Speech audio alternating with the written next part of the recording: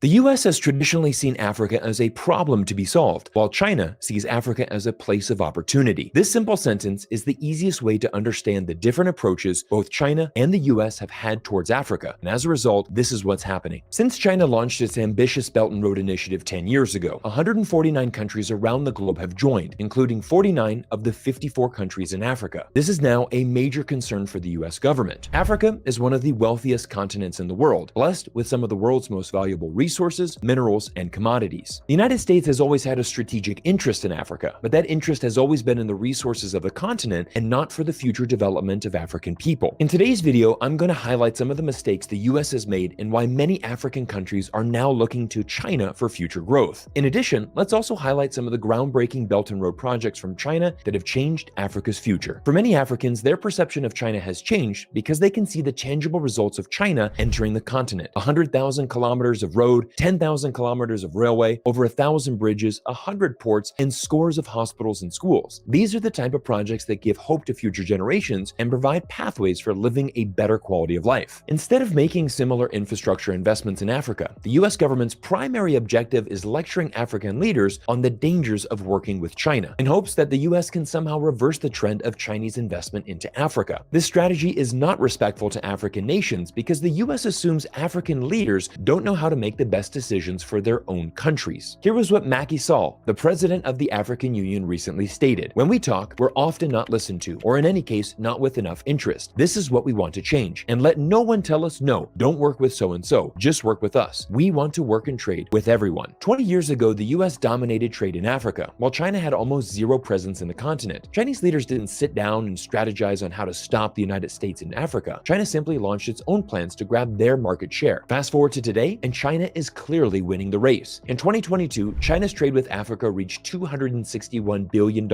an amount nearly 5 times that of the United States. But a statistic that is even more important and really shows how effective China's mission in Africa has been is a recent poll which found 77% of African youth believe China is the most important partner for the future success of their country. But how did America lose its position as leader in Africa? It comes down to one simple mistake. The US government often disrespects smaller, developing countries. Let me explain. When the United States wants to engage with Africa, it treats the continent as one place and fails to address each country individually. When China deals with Africa, it deals with each country individually, giving respect and the chance for each country to voice their individual concerns and needs to China. The lack of respect existing in US foreign policy is a major concern. Listen to what this diplomat from Zimbabwe had to say. What really is behind the failure of effective engagement with Africa is the disrespect of the Africans. That's where the problem begins. It's always the United States setting the agenda, the United States setting the policies,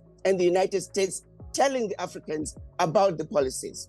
That is no way to have any meaningful engagement. Last December, Joe Biden hosted 49 African heads of state in Washington, D.C. for the US-Africa Leaders Summit. Once again, the main objective of the summit was to convince African leaders the United States is a better trading partner than China. But once again, notice the American mistake here. Instead of focusing on our own investments and genuinely wanting to help the people of Africa, the entire goal of the summit was to convince African leaders that America is good and China is bad. Ultimately, it left very few Africans feeling any confidence moving forward. There was a lot of criticism of the last summit like this under President Obama, that there was like no follow through. And what I'm hearing from you is frankly a lot of disappointment and a lot of pessimism about what may come out of this summit. Nothing is going to come out of it because it is a one-sided conversation. So the fact that it is a one-sided conversation, that is yet going to be another useless meeting with no outcomes. The reason this is happening is because there is a disrespect for the Africans.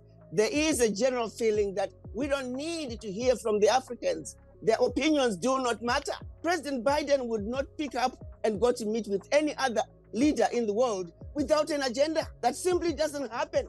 Right. So what makes the US think that they can engage African leaders without an agenda. Once again, the US government set the agenda, set the policies, and informed the African leaders to follow America's plan. Without listening to the needs and want of African leaders, how can any meaningful change be made? Unfortunately, the US-Africa summit was a complete waste of time and will result in no change. We know this to be true because this is the exact same thing that happened in 2014 when President Obama hosted his own version of the US-Africa Leaders Summit. 8 years later, and the US still hasn't learned how to correctly treat Africans. The United States must understand that Africans are not going to take it anymore. If you don't treat the Africans fairly, United States is going to see itself slowly losing ground to China, to Russia, to all other nations, because without respecting the Africans, without treating the Africans as equal, without understanding that exploitation and abuse of Africa simply cannot continue. Now that we've established the reason behind China overtaking the US, let's shift our focus to highlighting some of the key infrastructure projects that China has built and how these projects have shaped many Africans' perception of China. Let's start with the 760-kilometer Addis Ababa-Djibouti Railway, which connects the capitals of Ethiopia and Djibouti. France was the first country to build a railway between these two countries and did so over 100 years ago. However, the railway had already ceased operation for over 10 years before China came in to rebuild it. Completed in 2016, the new railway has quickly become one of the most important infrastructure projects in the Horn of Africa region, and according to this article from the Ethiopian Monitor, has increased its contribution to Ethiopia's import and export trade by 15%, recording revenues of $47 million in the first 6 months of its most recent fiscal year. Earlier I mentioned China has constructed over 1,000 bridges in Africa. One of the most impressive is the Maputo-Katembe Bridge in Mozambique, the longest suspension bridge in Africa, spanning over 3,000 meters. The vision to create this bridge started in 1989, when the World Bank produced an urbanization plan for Maputo, the capital city of Mozambique. The project was held off until 2008, when Portugal expressed interest in funding this project. However, the 2008 global financial crisis ultimately led to Portugal withdrawing from the project and opening the pathway for China to finally deliver this much-needed bridge. China broke ground in 2014 and completed the bridge in 2018 for a cost of $726 million.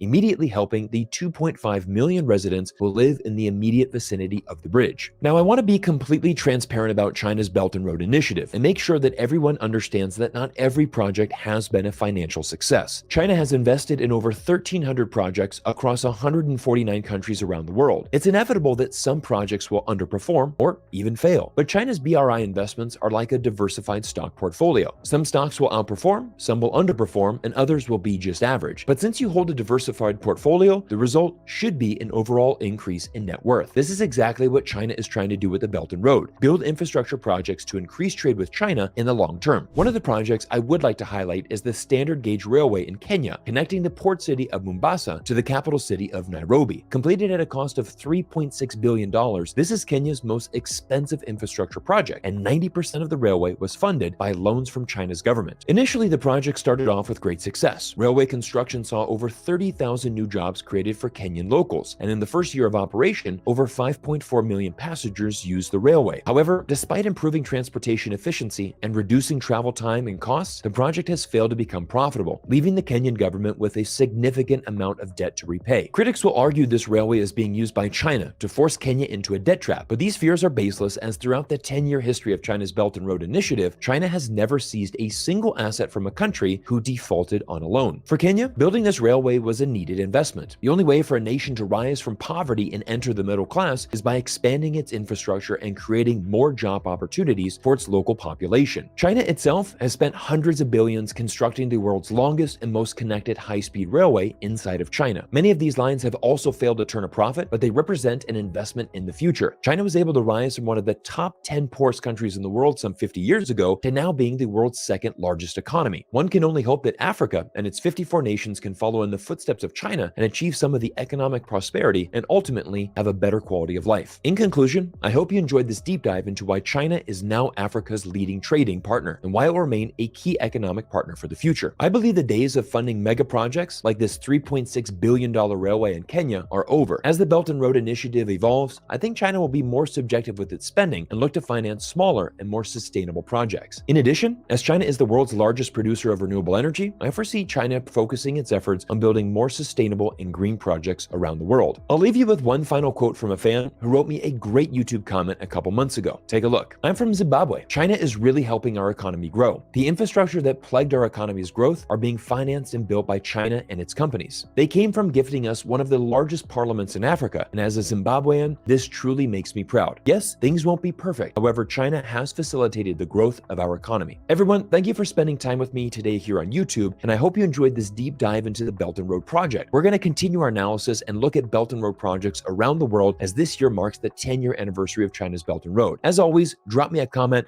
hit that subscribe button, and I look forward to seeing you all in our next video.